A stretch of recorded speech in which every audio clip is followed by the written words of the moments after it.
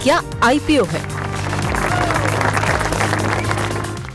तो primary market में दो इश्यूज हैं लोकेश सर, जिसकी मैं बातचीत करना चाहूँगा। एक तो है भारत कोकिंग कोल बीसीसीएल, जिसको काफ़ी अच्छा रिस्पांस मिल रहा है। आज इसका आखिरी दिन है और 2 दिन में आप देखेंगे तो 33 गुना से ज़्यादा का ऑलरेडी ये सब्सक्रिप्शन आईपीओ दिखा चुका है। 21 से 23 रुपये का प्राइस बैंड है सर। प्राइस बैंड तो अट्रैक्टिव है। कोल इंडिया की कंपनी है ये, एक पीएसयू कंपनी इतने अट्रैक्टिव प्राइस बैंड पे आ रही है। तो फ्रेश इशू ना होने के बावजूद भी ओएफएस है पूरा, उसके बावजूद आप देखिए रिस्पांस बहुत ही शानदार इसको मिल रहा है। आपकी राय सर, अभी 10 रुपये 60 पैसे के आसपास ग्रे मार्केट में है प्रीमियम इसमें, तो लिस्टिंग गेन के लिए या फिर लंबी अवधि के लिए आपकी राय क्या है? पैसा लगा दें इसमें? जी सर, हमने पहले भी बात की है इसके बारे में, लास्ट वीक भी बात की थी और पैसा लगाने की उस टाइम भी बात की थी। मुझे लगता है ये स्टॉक 2-3 साल के अंदर डबल होने के पूरे पूरे चांसेस रखते हैं। तो उसके हिसाब से भी और लिस्टिंग गेन के हिसाब से भी आपको पैसा लगाना चाहिए। बेहतरीन कंपनी है, फंडामेंटल अच्छा है। इनका ग्रोथ स्टोरी मैं सुन रहा था, आने वाले टाइम पे किस तरह से इनका ऑर्डर बुक है और किस तरह से ये काम करना चाहते हैं। 2028 तक ये अपना प्रोडक्शन डबल करना चाह रहे हैं। तो मेरे हिसाब से स्टॉक पे तो बने रहना चाहिए और अप्लाई भी करना चाहिए आईपीओ को।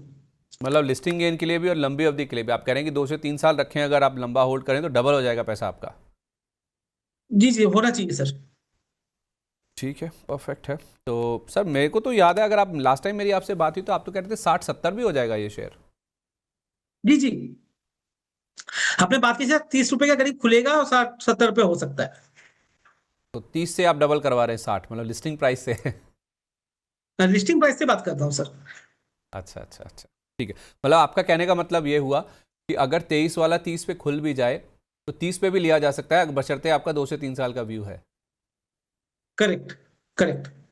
ठीक है, परफेक्ट है। तो 60 से 70 रुपये तक के बात हमने पहले भी की थी, और 2 से 3 साल अगर आप रखते हैं तो प्रीमियम लिस्टिंग हो भी जाए, मान लीजिए आपको नहीं भी अलॉटमेंट मिलता है तो 30 रुपये के आसपास भी आप ले सकते हैं, बशर्ते आपका नज़रिया 2 से 3 साल का है। तो 30 रुपये पर लेकर भी आपका पैसा डबल हो सकता है अगर आप इसको 2 साल तक, यानी कि हम 2026 में बैठे 2028 तक रखना होगा। फिर से कह रहा हूँ 2028 तक अगर आप होल्ड कर सकते हैं, इतना पेशेंस है, तो आप चाहें तो प्रीमियम लिस्टिंग होने के बाद 30 रुपए के आसपास भी इसमें खरीदारी करके चल सकते हैं। अच्छा, अमागी उसके मीडिया बाद लैब भी सर। एक लाइन ऐड कर दूं सर, एक लाइन हाँ ऐड हाँ करना चाहूँ, प्लीज उसके बाद भी प्लीज कभी प्लीज। भी 15-20% ऊपर से नीचे हो सकता है।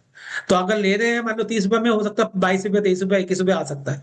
वो दिमाग में जरूर रखिएगा। अगर 20 रुपए में खुल रहा है तो हो सकता है 1500 रुपए में मिल सकता है। वो सब आपको लेके चलना पड़ेगा, 2 साल आप अगर रख रहे हो तो।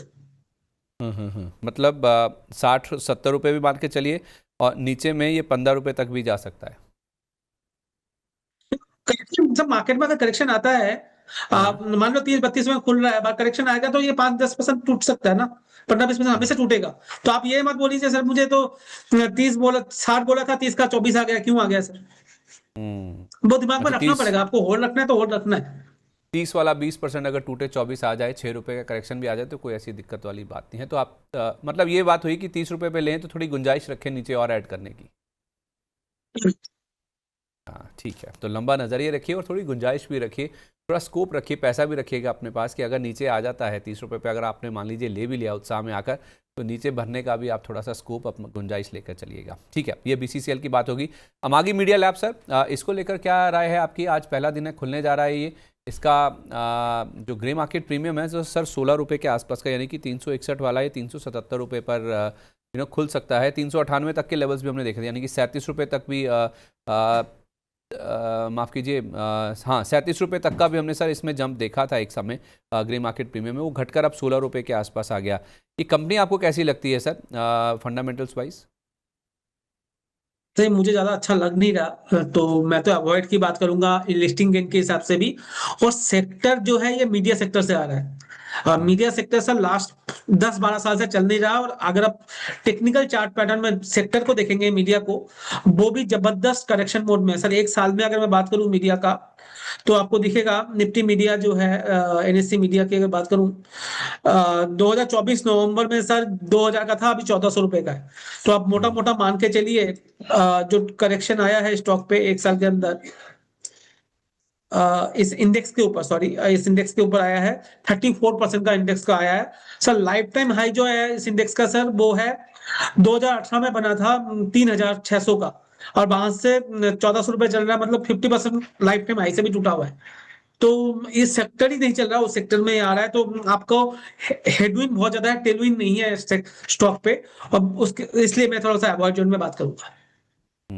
ठीक है, तो अवॉइड कीजिए, वो शायद आपके लिए ज़्यादा बेटर रहेगा। अच्छा सर, इसके अलावा ना, ये दोनों आईपीओस की बात होगी, कुछ एक लॉक इन खुल रहे हैं सर शेयरों के। कल भी 5-6 कंपनियां थे जिनके लॉक इन खुले थे, और आज सर एक कैनरा HSBC लाइफ इंश्योरेंस है, 4% हिस्सा इनका आईपीओ लॉक इन खुल रहा है, 3 महीने का लॉक इन खुल रहा है, 3.5 करोड़ शेयर हैं, जो कि 521 करोड़ रुपए की वैल्यू है लगभग उनकी। सर इसके चार्ट क्या बता रहे हैं, अगर इतनी सप्लाई आएगी या फिर ट्रेडिंग के लिए शेयर बाजार में आ जाएंगे, अवेलेबल हो जाएंगे, तो कुछ बड़ा फॉल तो नहीं आ जाएगा ना इसमें?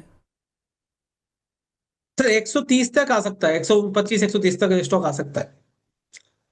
चार्ट भी वही बता रहा है, और साथ में क्योंकि लॉक इन खुल रहा है, वैल्यूएशन भी थोड़ा सा महंगा है दूसरे लाइफ इंश्योरेंस कंपनी के मुकाबले, तो उसके हिसाब से भी मुझे लगता है थोड़ा सा 15, अभी यहाँ से 10-12% का करेक्शन और हो सकता है स्टॉक पे।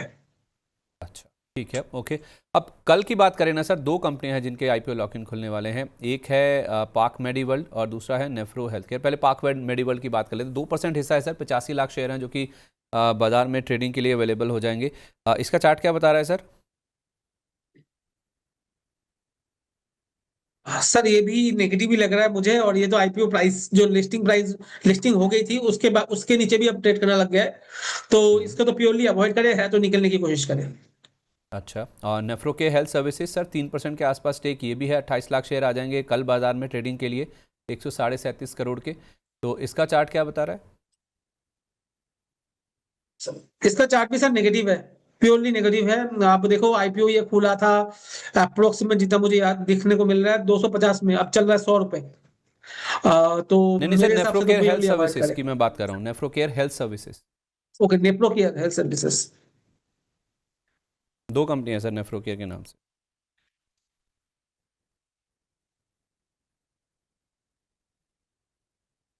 Okay, Nephro care health services की अगर बात करें, जी। सर इसका इसका चार्ट भी ज्यादा प्रॉमिसिंग है नहीं, तो अगर है प्रॉफिट हो रहा है तो निकलने की कोशिश करें, और अगर स्टॉप लॉस लगाना है तो 470 का स्टॉप लॉस जरूर लगा लें।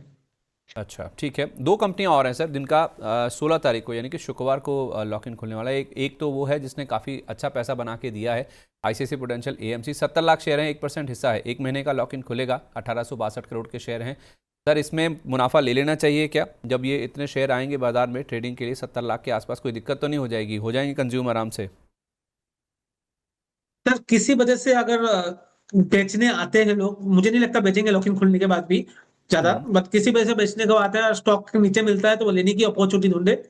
इंडिया की second largest mutual fund company है, और सेकंड थर्ड है, third largest mutual fund company I believe, और मेरे हिसाब से ये लॉन्ग टर्म पोर्टफोलियो में आपके होना चाहिए, उसके हिसाब से मैं बात कर रहा हूँ। ये शॉर्ट यस। टर्म में आपको अगर 2400 रुपए 2300 रुपए आ सकता है लॉक इन खुलने के बाद, वो अच्छी अच्छा, लेने की अपॉर्चुनिटी बनेगी। आखिरी शेयर है सर स्मार्ट वर्क्स कोवर्किंग का, 3.25 करोड़ शेयरों के आसपास, 27% हिस्सा बाजार में बिकने के लिए आएगा सर, 1441 करोड़ का। इसमें तो कोई दिक्कत नहीं नजर आ रही है आपको? तो इसमें तो दिक्कत ही दिक्कत लग रही है, लेना नहीं है, है तो निकल जाने की कोशिश करें। अच्छा, है तो निकल जाएं, और बिल्कुल अगर भी आपको स्टॉप लेना लॉस है। लगाना है तो 440 का लगा ले। अच्छा, है आपके पास तो 440 का स्टॉप लॉस लगा, निकलने की कोशिश कीजिए, और इनफैक्ट नया खरीदने के बारे में तो बिल्कुल भी आप इसमें कोशिश ना ही करें, तो वो आपके लिए ज़्यादा बेटर होगा। चलिए ठीक है, सर तो आईसीसी आईपीओ से प्रू के जुड़ा। अलावा मुझे हाँ बाकी सारे स्टॉक्स में, आईसीसी प्रू के अलावा बाकी सारे स्टॉक में निकलने की कोशिश करें, आईसीसी प्रू ठीक में है, लेने की कोशिश करें। मतलब नीचे में आप कह रहे हैं 2300-2400 अगर मिलता भी है तो वहाँ पे ऐड करें। जी। वाह, क्या आईपीओ है!